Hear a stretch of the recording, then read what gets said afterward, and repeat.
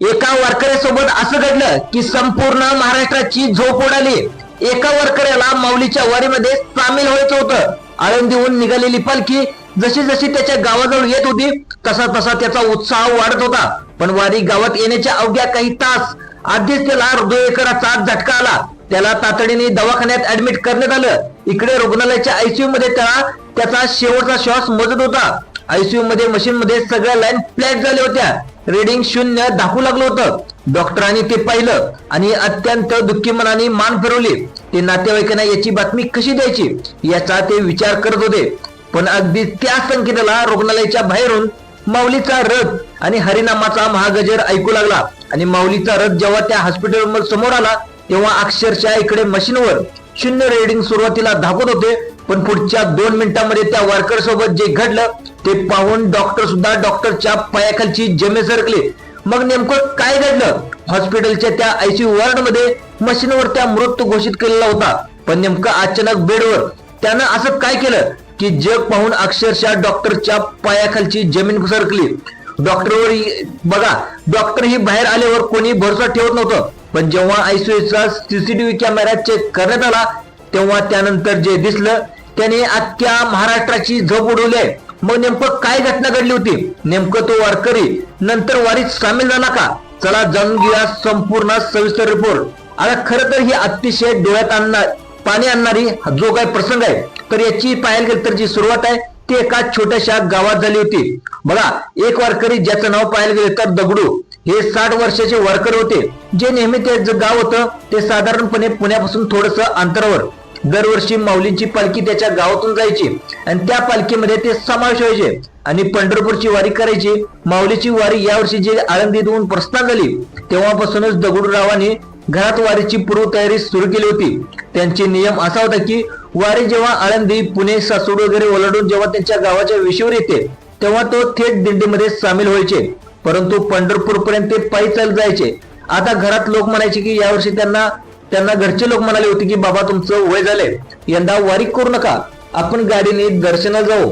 पण दगडूरावाच्या मनात माऊलींच्या रथापुढे नाचण्याची, विठुरायांना डोळे भरून पाहण्याची याला ठिकाणी आतून अतंग वेळ होता। आता सगळ्यात महत्वाचं, प्रत्येक दिवस ते वारीकडे डोळे लावून मोजत होते।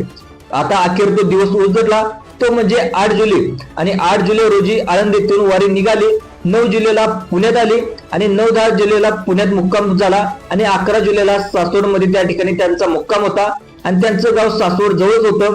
आणि आता गावात माऊलीचं स्वागत करायचं, दिंडीतल्या वारकरीची व्यवस्था कशी करायची याचे नियोजन स्वत करत होते। आणि संपूर्ण गावामध्ये संपूर्ण ज्ञानेश्वर माऊलीची पालखी येणार म्हणून सर्व वातावरण भक्तिमय झालं होतं। कारण आता त्यांना माहित होतं की वारी त्याच्या गावातून जाणार आहे। आता वारी आता अवघ्या काही किलोमीटरवर आली होती, पण नियतीच्या मनात वेगळंच काहीतरी सुरू होतं, ज्याची कल्पना कोणालाच नव्हती। बघा, ज्याची कल्पना कोणालाच नव्हती, स्वतः दगडूरावांना देखील याची कल्पना नव्हती। तर वारीमध्ये काही पालखी अंतरावरती तेवढ्यात त्याच्यासोबत जो काही प्रसंग घडला, पण पालखी जेव्हा त्याच्या हॉस्पिटल समोर आली, जे घडलं त्याने सगळ्या महाराष्ट्राला हादरा दिलाय। बघा, आता वारी दगडूरावाच्या गावापासून अवघ्या 2 किलोमीटर अंतरावर आलेली होती। टाळ मृदंगाचा आवाज संपूर्ण गावाला ऐकू यायला लागला होता। दगडूरावांनी देखील अंगावर पांढरा शुभ्र सदरा चढवला, कपाळाला बुक्का लावला, हातात टाळ घेऊन ते देखील घराबाहेर पडले होते। तोपर्यंत त्यांना त्या ठिकाणी त्यांच्या गावामध्ये ज्यावेळेस वारीत जात होते तिथे एका छोटासा विसा व्हायचा आणि त्या विसावर वारकऱ्यांना अन्नदान देण्यासाठी त्यांनी एक व्यवस्था देखील केली होती आणि ज्याच्यामध्ये दुपारचं जेवण त्यांच्या गावामध्ये होतं। त्यामुळे ती सगळी तयारी करत होते आणि सकाळपासूनच आता मला वारीत जायला मिळेल या उत्साहामध्ये होते। आणि त्यांना माहित नव्हतं की पुढील 15 मिनिटे त्याच्यासोबत काय घडणार होतं। त्यांनी संपूर्ण महाराष्ट्रामध्ये चर्चा होणार होती आणि सकाळपासूनच त्यांनी माऊलीच्या नाश्त्याची, जेवणाची तयारी सुरू केली होती। पोहे तयार करायला सुरू केले होते। आचार्याकडे कंटिन्यू त्याचे फोन देखील सुरू होते। आता सगळ्या गोष्टी व्यवस्थित होतात का, कमी काय पडते का, अशी चौकशी त्यांच्या दृष्टिकोनातून सुरू होती। पण अखेर आता ती वेळ आली होती ज्यावेळेस पालखी जवळपास येऊन पोहोचली होती। तिथून निघाले आणि आता सगळे तयारी चालू केली आणि केटरिंग वाल्यांनी देखील त्यांनी पूर्ण रस्त्याच्या कडेला तिथे जेवणाची व्यवस्था करायला त्यांनी सांगितली होती। मोकळ्या मैदानामध्ये तेवढ्यात तिथून एक निघाले होते आणि त्यांनी स्वतःची तयारी केली, शुभ्र सदरा चढवला, कपाळाला बुक्का लावला होता, हातात टाळ घेऊन ते निघाले होते। पण अचानक एक भयंकर तीव्र वेदना त्यांच्या छातीमध्ये सुरू झाली आणि त्यांना प्रचंड घाम फुटला। माऊली असा आवाज देत ते थेट जमिनीवर कोसळले आणि कुटुंबाची एका क्षणात संपूर्ण धावपळ उडाली. गावात वारी येत असल्यामुळे रस्त्यावर वाहनांची प्रचंड गर्दी आणि त्यांच्या मुलांनी कसलाही विचार न करता बाबांना गाडीत टाकलं आणि गावातील सगळ्यात मोठ्या मल्टी स्पेशालिटी हॉस्पिटलकडे त्यांनी धाव घेतली आणि डॉक्टरांनी त्यांनी तपासलं तर त्यांना हृदयविकाराचा अतिगंभीर झटका आल्याचं या ठिकाणी निष्पन्न झालं आणि त्यांना ताबडतोब आयसीयू दक्षता वार्डमध्ये नेण्यात आलं. ऑक्सिजन लावून व्हेंटिलेटरवर झोपण्यात आलं आणि दगडूरावाचे डोळे पूर्णतः बंद होते. डॉक्टरांनी जेव्हा दवाखान्यात ऍडमिट केलं तेव्हाच बघितलं होतं की यांचं शरीर आता निर्जीव पडल्यासारखं वाटत होतं. इकडे वारी हळूहळू गावाच्या मुख्य रस्त्याकडे सरकत होती. माऊलीचा जो पालखीचा रथ होता तो देखील भक्तिभावानं पुढे सरकत होता आणि इकडे बाबांचा जीव ऑक्सिजनच्या नळीवर शेवटच्या घटका मोजत होता. वारी गावच्या अगदी जवळ आली आणि रुग्णालयाच्या वातावरण तणाव आणि पाहायला गेलं तर आता पराकोटीला पोहोचला होता. आता तिथे नेमकं काय थारा घडला आता सगळं समोर येणार होतं. रुग्णालयातील आयसीयूच्या बाहेर दगडूरावाची पत्नी, मुले, नातेवाईक हात जोडून देवाचा धावा करत होते. आता डॉक्टरचं पथक देखील दगडूरावाचा प्राण वाचवण्यासाठी शर्तीचे प्रयत्न या ठिकाणी करत होते. पण हृदयाची गती सातत्याने घसरत चालली होती. पण अचानक एक आयसीयू वॉर्ड मधील ईसीजी मशीन मधील एक भीतीदायक आवाज बीप बीप असा अलग सलग आवाज घुमला आणि मशीनवरील हृदयाच्या ठोक्याचे चढ उतार पूर्णतः थांबले. जिथे खाली जाणाऱ्या रेषा होत्या तिथे एक सरळ रेषा धावून आली. म्हणजे सगळ्या लाईन फ्लॅट झाल्या. रीडिंग 0 झालं. आता संपूर्ण 0 दाखवू लागलं आणि वैद्यकीय शास्त्राच्या नियमानुसार जेव्हा मशीनवर लाईन फ्लॅट होतात नाडी थांबते. जेव्हा माणसाचा अंत झाला असं या ठिकाणी घोषित केलं जातं. पण मुख्य डॉक्टरांनी बाबाची नाडी तपासली, डोळ्याच्या बॉलवर टॉर्च मारून पाहिली पण शरीरात कुठलीही हालचाल नव्हती. डॉक्टरांच्या चेहऱ्यावर कमालीची निराशा पसरली. त्यांनी अत्यंत दुःखी मनाने आपली मान फिरवली आणि ते नर्सला म्हणाले, वेळ नोंदून घ्या, बाबा आपल्यात आता राहिले नाहीत. डॉक्टर आता आयसीयू वरचा पडदा बाजूला बाहेर काढून वाट पाहत होते आणि त्या हातबल नातेवाईकाची विवेचनात या ठिकाणी तेवढ्यात रुग्णालयाच्या बाहेर एक अभूतपूर्व बदल जाणवू लागला.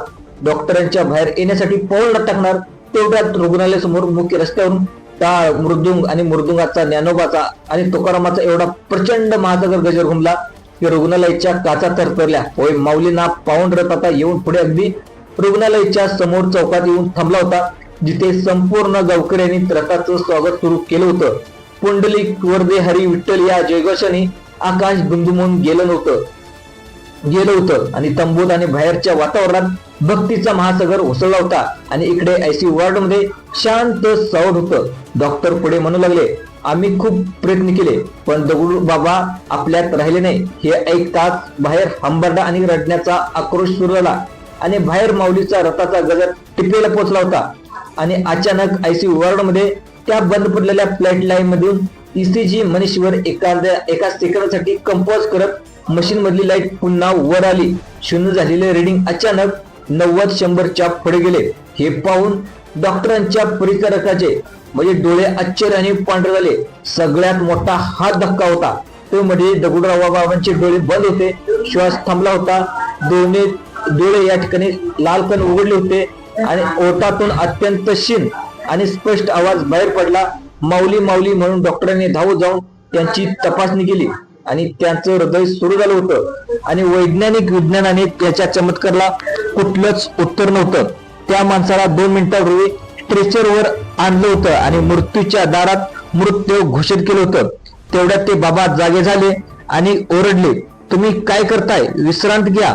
दगडूरावाच्या बाबाच्या कानावर फक्त माऊलीच्या रथाचा गजर पडत होता आणि दगडूराव बाबांनी सगळ्या नळ्या ऑक्सिजनचे मास्क बाजूला सारले आणि त्या वारकऱ्याचा जीव काही क्षणापूर्वी गेला होता तो बेडवर उठून थेट आयसीयूच्या वरचा पडदा बाजूला करून बाहेर आला आणि आपल्या वडिलाला जीवन पाहून मुलाच्या, पत्नीच्या तोंडातून शब्दच फुटेना थेट ते बाहेर गेले आणि माऊलीच्या रथापुढे लोटांगण घातलं. डोळ्यात आशीर्वाद होते आणि 2 मिनिटांपूर्वी ज्याची बातमी ऐकली होते ते आता दगडूबाबा वारीमध्ये टाळ घेऊन खणखणीत नसताना पाहून गाव आणि डॉक्टर साक्षात नतमस्तक झाले. हा विज्ञानाचा पराभव होता आणि साक्षात पांडुरंगाच्या माऊलीचा भक्तीचा जिवंत विजय होता.